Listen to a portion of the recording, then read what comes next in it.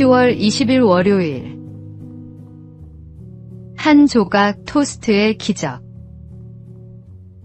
이삭 토스트라는 간판은 이제 우리 일상에서 낯설지 않습니다. 전국 800여 매장, 해외까지 뻗어나간 이 브랜드가 사실은 단 한 사람의 작은 선택에서 시작되었다는 사실을 아십니까? 이삭 토스트 김하경 대표는 남편의 건강 악화로 생계를 책임져야 했습니다. 학원 강사로 일했지만 수입은 부족했습니다. 그러던 어느 날 봉사활동을 마치고 먹었던 토스트 한 조각이 그의 인생을 바꾸었습니다. 토스트 장사를 시작해보자는 마음이 생긴 것입니다. 1995년 청주의 3평 남짓한 작은 가게. 새벽부터 밤늦게까지 성실히 일하던 김 대표는 단순한 재료로 토스트를 만들었지만 한 여학생의 말이 전환점이 되었습니다. 여기에 소스를 바르면 훨씬 맛있겠네요. 가족들과 수없이 연구한 끝에 특별한 소스가 탄생했고 이는 이삭 토스트의 상징이 되었습니다. 그는 여전히 겸손합니다. 내가 이 땅에 살아있음으로 인해 한 사람이라도 행복하다면 그것이 성공이다. 하나님은 때로 한 조각의 토스트, 한 사람의 말, 작은 계기를 통해 새로운 길을 열어주십니다. 오늘의 말씀. 사람이 무엇으로 심든지 그대로 거두리라. 오늘의 만나. 하나님의 손에 붙들린 작은 선택이 세상을 변화시키는 축복의 통로가 될 수 있습니다.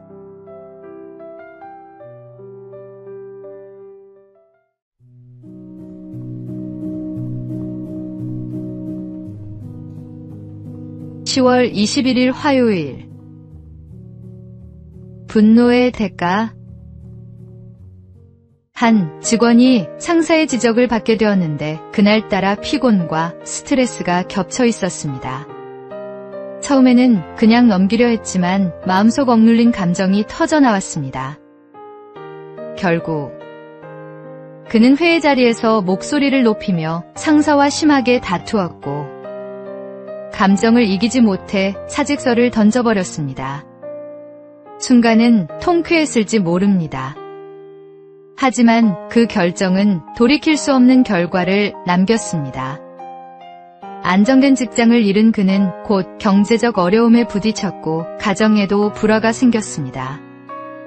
무엇보다 시간이 지나 돌아보니 상사와의 문제는 차분히 대화로 풀 수 있었던 사소한 일이었습니다. 한순간의 분노가 인생의 중요한 기회를 잃게 만든 것입니다. 비슷한 일은 가정에서도 일어납니다. 부부 사이에 작은 의견 차이가 있을 때 서로 한 발 물러서면 충분히 해결될 문제들이 있습니다. 그러나 화가 난 상태에서 내뱉는 말 한마디는 상대의 마음에 깊은 상처를 남깁니다. 분노는 우리의 판단을 흐리게 하고 결국 어리석은 결정을 내리게 만듭니다. 그러므로 화가 치밀어 오를 때는 잠시 멈추어 마음을 가라앉히고 깊은 호흡과 함께 주님께 지혜를 구해야 합니다. 오늘의 말씀. 노하기를 속히 하는 자는 어리석은 일을 행하고 악한 계교를 꾀하는 자는 미움을 받느니라. 오늘의 만나.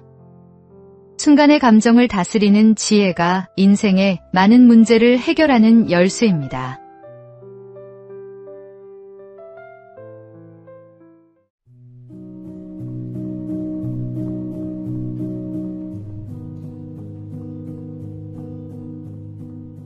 (10월 22일) 수요일. 쥐의 마음. 어느 날 한 쥐가 있었습니다. 그는 고양이에 대한 두려움 때문에 늘 고통받고 있었습니다. 이를 불쌍히 여긴 마법사가 그 쥐를 고양이로 변하게 해주었습니다. 그러나 고양이가 되자 이번에는 개를 두려워했습니다. 마법사는 다시 그를 개로 바꾸어 주었습니다. 하지만 개가 되자 호랑이를 무서워했고 호랑이가 되자 다시 사냥꾼을 두려워했습니다. 결국 마법사는 이렇게 말했습니다. 다시 쥐가 되어라. 내가 아무리 다른 모습으로 변한다 해도 가슴은 여전히 쥐의 가슴이니 어쩔 수 없구나. 사람들의 삶도 이와 같습니다. 아무리 환경이 변하고 조건이 나아져도 마음에 두려움이 있으면 결코 자유로울 수 없습니다.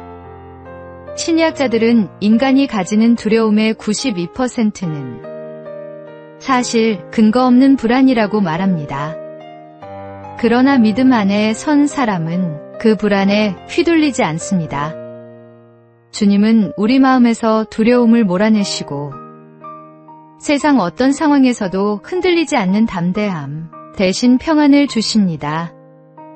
그것은 오직 하나님과의 교제 속에서만 얻을 수 있는 선물입니다. 오늘의 말씀.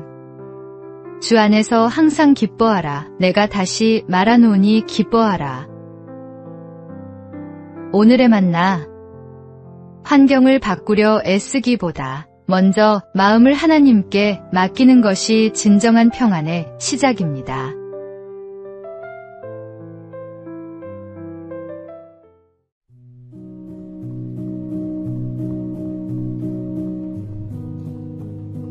(10월 23일) 목요일. 기도의 성장 단계. 기도에도 성숙의 단계가 있습니다. 1단계.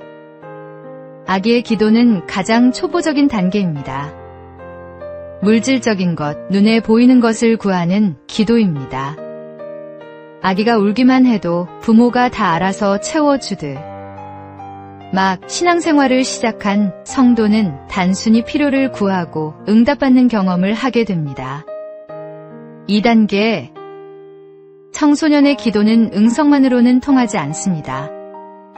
원하는 대로 즉시 응답되지 않고 하나님의 뜻에 맞춰 순종해야 하는 훈련이 시작됩니다. 내 감정과 생각, 시간과 자존심까지 주님의 다스림을 받아야 합니다.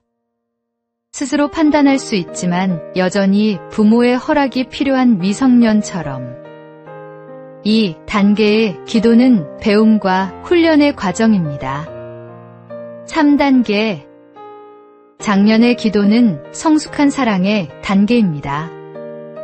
영혼이 주님과 깊이 연합되어 예수님을 신랑으로, 나는 그분의 신부로서 교제하는 기도입니다. 더 이상 말이 많지 않아도 그분 안에 머무르는 것만으로 충분합니다. 이 단계의 기도는 은밀하고 깊은 친밀함이 특징입니다. 기도의 성숙은 하루아침에 오지 않습니다. 그러나 주님과 동행하는 삶 속에서 점점 더 깊어져 갑니다. 오늘의 말씀. 쉬지 말고 기도하라. 오늘의 만나. 끊임없이 주님 앞에 나아갈 때 기도의 깊이와 친밀함이 더해지는 은혜를 경험하게 됩니다.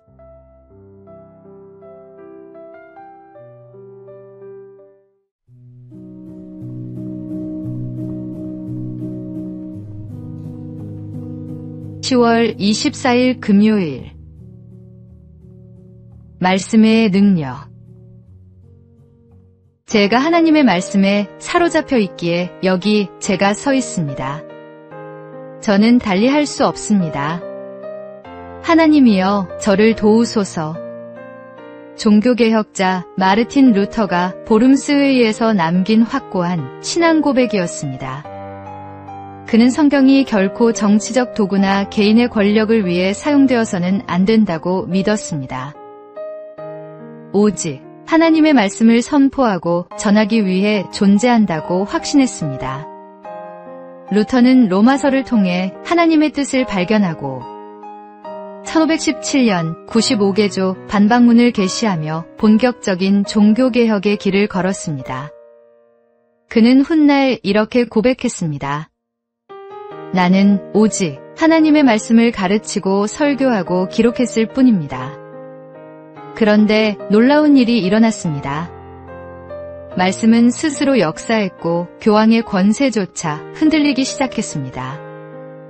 이 모든 것은 말씀의 능력 때문입니다. 루터가 종교개혁을 일으킨 이유는 당시 교회가 하나님의 말씀에서 멀어졌기 때문이었습니다. 오늘날도 마찬가지입니다. 아무리 훌륭한 프로그램과 교재가 있어도 말씀에 기초한 신앙이 우선되어야 합니다.